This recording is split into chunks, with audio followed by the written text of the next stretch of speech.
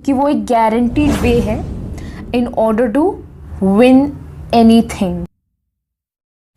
Hello everyone, आज की video में मैं कुछ अमेजिंग लेसन्स शेयर करने वाली हूँ जो मुझे क्लास 10th में ICSE की ये बुक है। I am sure ICSE batch 2018 definitely remember this book.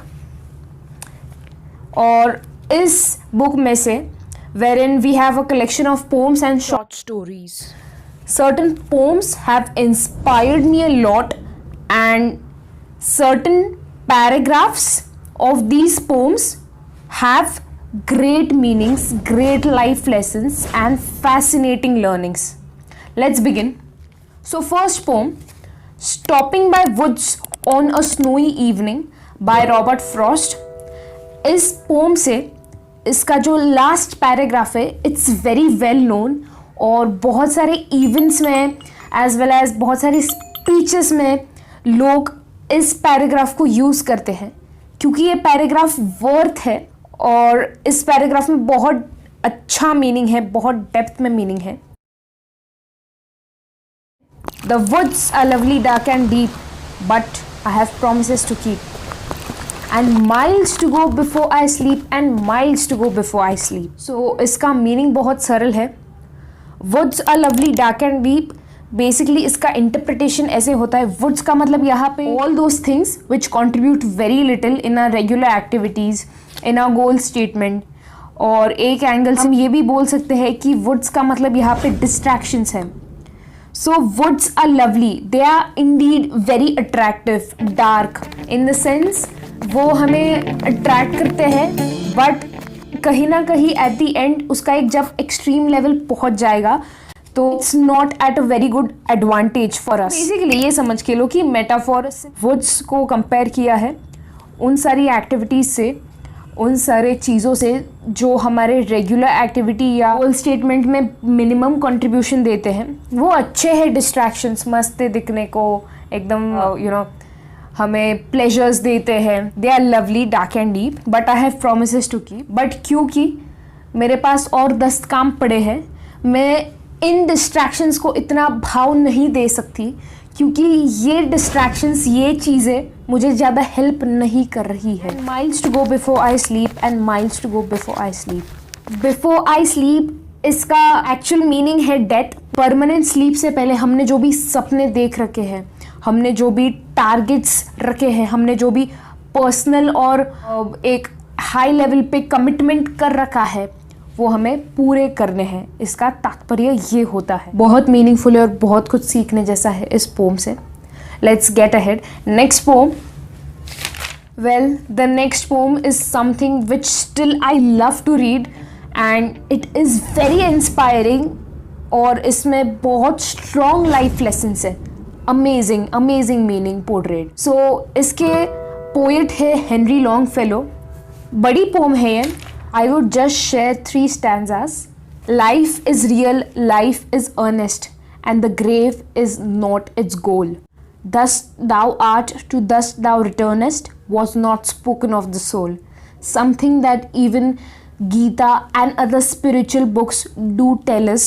In this material world, we are here for a temporary stay. हमारा एग्जिस्टेंस टेम्प्रेरी है बिकॉज हम मटीरियल नेचर के हैं। लाइफ रियल है इसका मतलब ये नहीं कि if things are extinguishing life is false. No, life is real definitely, but at the same time बहुत मिस इंटरप्रिटेशन एट टाइम्स होता है कि क्या डेथ हमारा गोल है, एक या दूसरे दिन ऊपर जाना ही है, तो अभी एफर्ट्स लेके करे क्या? इसका आंसर इस पोम में आगे दिया गया है। हम अगर यहाँ पे आए हैं तो कुछ पर्पस पूरा करने के लिए आए हैं, कुछ सॉलिड प्रोडक्टिव कंट्रीब्यूशन देने के लिए आए हैं। हम मिट्टी से बने हैं और मिट्टी में ही रिटर्न हो जाएंगे। बीइंग इटर्नल, इन चीज़ों के बारे में बात करें, something that lives on forever is something which refers to that of soul, Atma is immortal, but material things are something which get destroyed, जो खत्म हो जाती है एक या दूसरे दिन, पर आत्मा is immortal. Trust no future, however pleasant. Let the dead past bury its dead. Act in the living present, heart within and God overhead. Future को हम ट्रस्ट नहीं कर सकते क्योंकि फ्यूचर किसी ने नहीं देखा है, फ्यूचर अनप्रेडिक्टेबल है। Past is something which is gone, हम पास्ट को चेंज नहीं कर सकते। ऐसी कोई टाइम मशीन अभी तक बनी नहीं है जहां से हम पास्ट के साथ कम्युनिकेशन कर सकते हैं। बचता है प्रेजेंट, जो भी करना है, जो भी एक्शंस लेने हैं, जो भी एग्जीक्यूशन करना है, वो बस प्रेजेंट में ही पॉसिबिलिटी हमें बचती है। फ्यूचर के रोजी रोजी इल्यूजन से हमें डिस्ट्रैक्ट नहीं होना है और पास्ट के रिकरिंग मेमोरीज बैड और गुड, उसमें हमें रिपीटेटिवली फंसना नहीं है। Heart within, that is with courage and confidence and God overhead as well as प्रभु के आशीर्वाद के साथ। Lives of great men all remind us we can make our life sublime and departing leave behind us footprints on the sands of time. This is an amazing paragraph. इसका basically ये मतलब होता है कि जिन लोगों ने पास्ट में heroic phenomenal contribution दिया है ह्यूमन सोसाइटी को, उनसे हम इंस्पिरेशन लेके अच्छे डीड्स करें, हमारी ज़िंदगी नोबल बनाएं, सच दैट हम भी फ्यूचर में किसी और के लिए इंस्पिरेशन बने।